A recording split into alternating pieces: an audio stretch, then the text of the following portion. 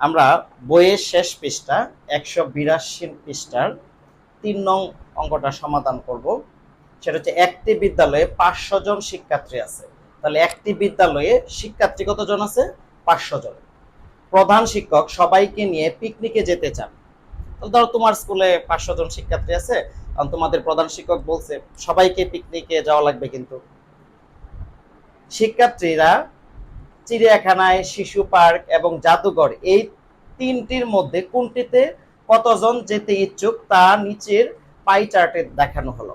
এমন হয় না যে প্রধান শিক্ষক এসে বলল যে কে কোথায় যাবা, এখন তা তোমরা কি সবাই কি এক জায়গায় যাবা?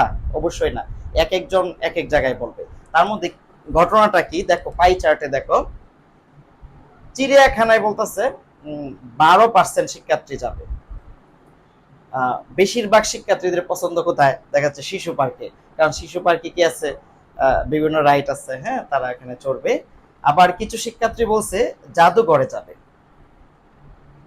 এখন আমরা ক নাম্বার কোশ্চেনটা কি বলছে, কতজন শিক্ষার্থী চিড়িয়াখানায় যেতে ইচ্ছুক, আমরা এটা সমাধান করব। তাহলে পাই চার্টে কি বিভিন্ন মান দেওয়া আছে। আচ্ছা, প্রথমে আমরা দেখব সমাধান করার সিস্টেমটা হচ্ছে, তোমরা যদি একটু দেখো, তোমাকে আমি যদি সহজ করে দিই, কতজন শিক্ষার্থী চিড়িয়াখানায় যেতে ইচ্ছুক। তাহলে চিড়িয়াখানায় এখন তুমি তাকাবা কোথায়? পাই চার্টে চিড়িয়াখানায় তাকাবা। চিড়িয়াখানায় কতজন যেতে ইচ্ছুক? 12%। আর মোট শিক্ষার্থীর দিকে তাকাবা, মোট শিক্ষার্থী কতজন? 500 জন। তাহলে তুমি লিখবা চিড়িয়াখানায় যেতে ইচ্ছুক।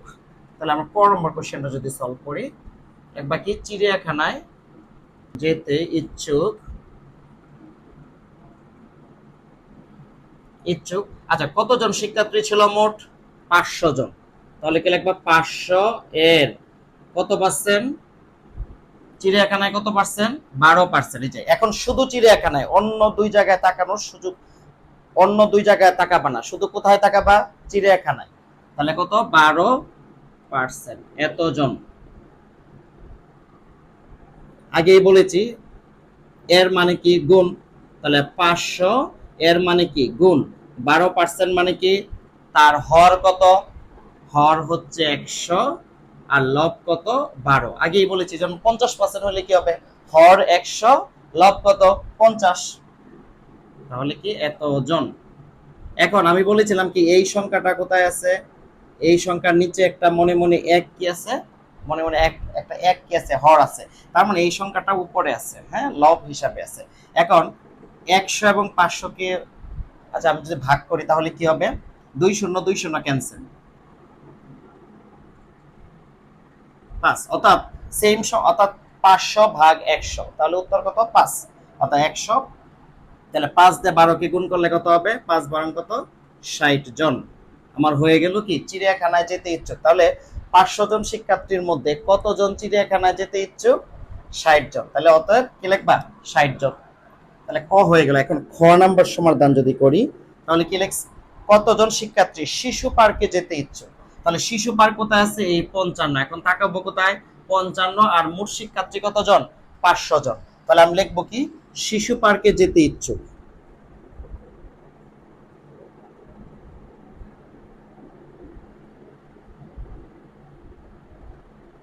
কতজন? 500 এর কত পার্সেন্ট শিশু পার্কে যেতে ইচ্ছুক? 55%, এতজন। তাহলে কি হচ্ছে? 500 এর মানে কি? গুণ 55 মানে কি? হর 100, লব কত? 55, এতজন। তাহলে ভাগ করলে কত হবে? 5,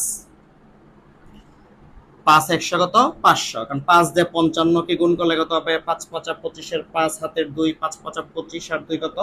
27, এতজন।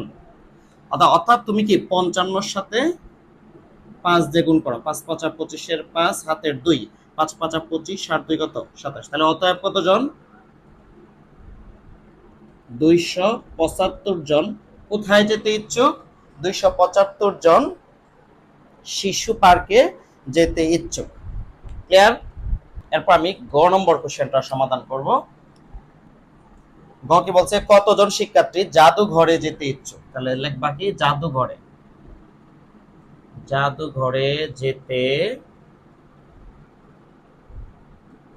ইচ্ছুক কতজন? 500 এর কত? 500 এর কত পার্সেন্ট জাদুঘরে যেতে ইচ্ছুক? 33। এখন শুধু 33 এর দিকে তাকান না, তাহলে জাদুঘরে যেতে ইচ্ছুক কত? 500 এর 33%। 500 এর মানে কি? গুণ 33 মানে কি? হর 100 লব কত? 33 এত জন, তাহলে ভাগ করলে কত হবে? 5।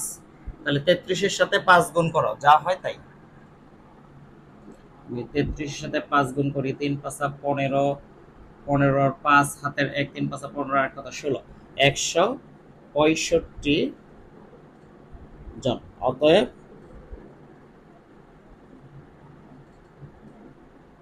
এখন তোমার অঙ্কটা হয়েছে কিনা সেটা তুমি প্রমাণ করতে পারবা। কিভাবে প্রমাণ করতে পারবা? এখানে কত পার্সেন্ট আছে? সব মিলে কত পার্সেন্ট আছে? 100%। আর তুমি তিনটা মান বের করছো। চিড়িয়াখানায় যেতে জানি ইচ্ছুক কতজন ছিল? এটার উত্তর ছিল 60 জন। তাহলে শিশু পার্কে যেতে ইচ্ছুক কতজন ছিল? 200 কতজন ছিল? 75 জন। আর জাদুঘরে যেতে ইচ্ছুক কতজন? 100 কত? 65 জন। তুমি দেখো সবগুলো যোগ করলে কিন্তু আবার সেই 500 জন আসছে। তার মানে তোমার অঙ্কটা হয়েছে। তুমি কিন্তু চেক করতে পারবা তোমার অঙ্কটা হয়েছে কিনা।